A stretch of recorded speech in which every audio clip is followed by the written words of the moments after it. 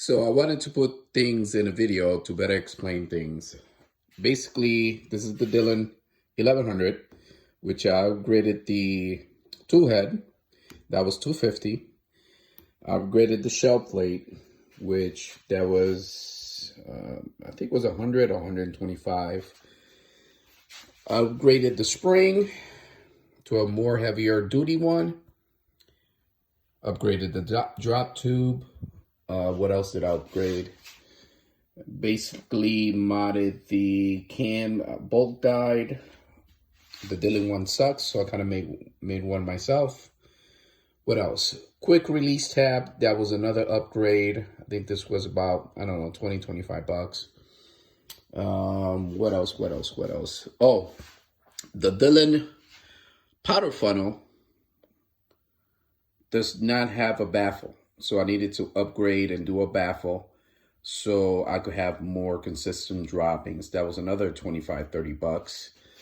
What else did I do on this Dillon? Upgraded the knob to adjust for the proper dropping, because the Dillon only comes with a knob with a screw with a bolt, which basically you need a tool to kind of adjust for powder dropping and stuff like that, which I think it's an inferior design on the Dillon. This allows you to kind of measure the dropping. So right now I have it at 3 to drop me 9 grains of major powder for my major loads. And the Mark 7, as you can tell, it's just a piece of a fucking machine. Shell plate's heavy duty. Also, I like the shell plate better because it allows the dies to go in further in to the casing, allowing for more consistent sizing and all that good stuff. Right here, I basically sized twice. So I have 2 lead U dies and I've sized twice. Whereas here on the Dillon, I could only size once. So this station 2 decapper. Station 3 is the sway station. Basically, I have resizing die here. Then I have a flare die here on station 4, which basically the Dillon tool head only has, it's an empty hole. It does not allow you to use a die in this hole because it's just it's a fucking empty hole. Leaving the primer station empty without nothing in it, which I think is a useless design. Then you have the powder drop, bullet drop, cedar, and then the crimp.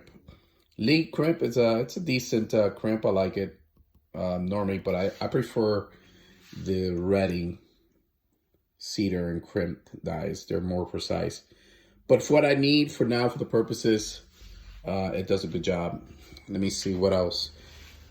This is basically a Lee flare die, which what I did, I removed the internals and I dropped in a double alpha powder funnel in it, tighten it down here, use some Loctite, and basically it's a modified Lee die with basically a double alpha powder funnel in it, which basically allows for a step flare and belling on the casing. Normally you do powder drop and flaring on the powder station, but basically you have another double alpha funnel, which basically is being used to just basically actuate the powder drop, but it does not flare and does not do anything else besides actuating the powder drop.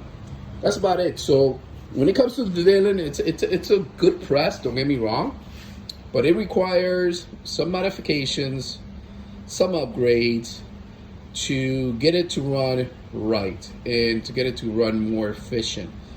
Dillon has the money and the capital to make a better press, but what they're focusing is making basically an affordable press for the masses, so they don't overly spend and QC the products or overly built them to the specs that they need to do it. But yeah, that's about it. So, 250, 100, so when you start adding up the money, you're almost at a Mark 7. Mark 7 is $3,000.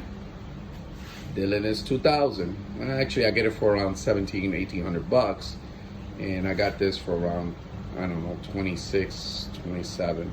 But still, another thing, the case feeder has this attachment that if it's not properly installed or aligned properly, it does not feed the casings correctly.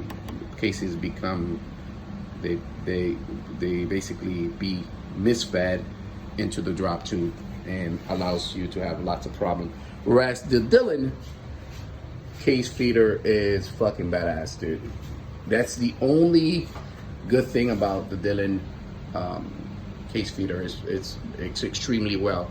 It does not have the heavy duty motor like the Mark 7 does, but overall it's just key differences between the two presses. You can't go wrong with either. Another thing too that I wanted to mention, this is a mechanical type of priming system. Dillon's been using this for fucking decades. The priming system on the Mark 7, it's not mechanical, it's an automated, basically, also mechanical, but kind of automated. Check it out. So that's the drop tube for the primer, and basically it actuates down here to feed the primers. But it's just key differences, man. This is a beast of a machine, whereas Dillon is also another beast of a machine, but you can tell the fucking differences, dude. Another thing too that allows you to use the Mark 7, you could operate the tool head with an adapter here, just in case your press is on an auto drive. That way you don't have to remove the belt or anything like that. Whereas the Dillon, you can't fucking operate the tool head because it does not allow you to do so, because it does not have that adapter to operate the tool head. I mean, key differences, brother. Key differences, man.